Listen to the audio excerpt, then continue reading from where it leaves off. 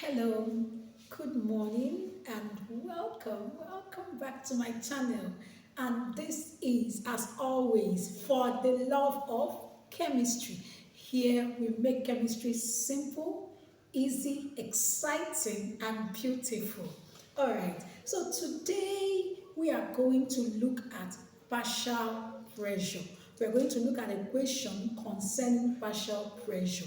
And as you know, most of the questions I'm treating are picked from JAM questions or WAEC questions that is connected to your term's work. So this question on the board was picked from JAM.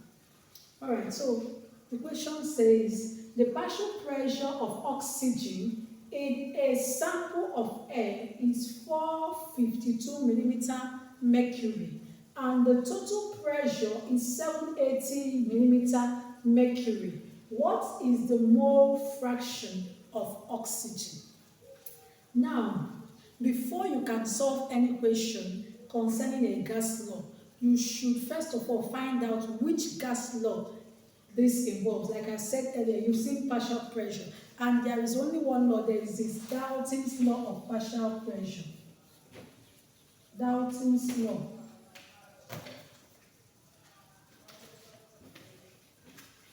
It's Dalton's law of partial pressure. So, and it states that if there is a mixture of gases which do not react chemically together, then the total pressure exerted by the mixture is the sum of the individual partial pressures of the gases that make up the mixture.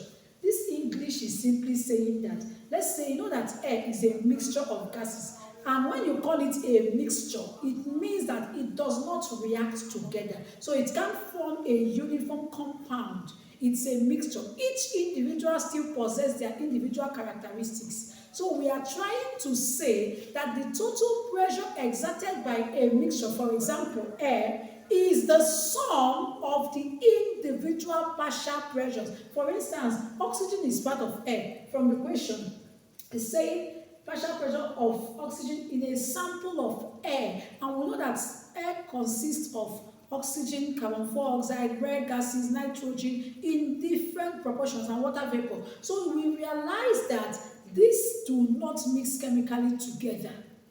They have their own individual characteristics. So the partial pressure is simply a sum of the individual pressures that make up the mixture. Having that in mind, you now look at this question. This is a very simple question, but if you do not understand what they are saying, you will just fail it. So it's saying the partial pressure of oxygen in a sample of air is 452 millimeter mercury, and the total pressure is 780. What he's saying is that, let's say this is air, that the total pressure of air is 780 millimeter mercury.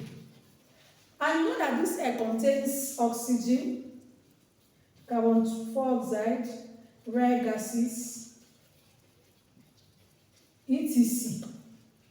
But it's trying to tell us that the partial pressure of just one component of this air exerts 452.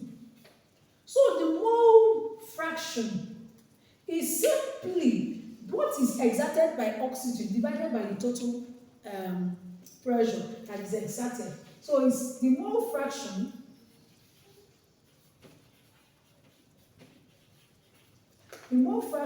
of oxygen is simply 452 divided by 780. Very simple. And then when you divide it, you have, let me put it up here, you have 0.579. Of course, we always keep it to 3 significant figures, and that's your mole fraction. That's your mole fraction. So you don't need to, if you don't understand this question, you fail it. That's it. And it's as simple as that. So any question you see under partial pressure, always note that whatever partial pressure you see is simply a part of the total pressure. And if you are asked to get the total pressure, you just add all the partial pressures together and get the total pressure. It's just simple addition. Okay, all right. So let's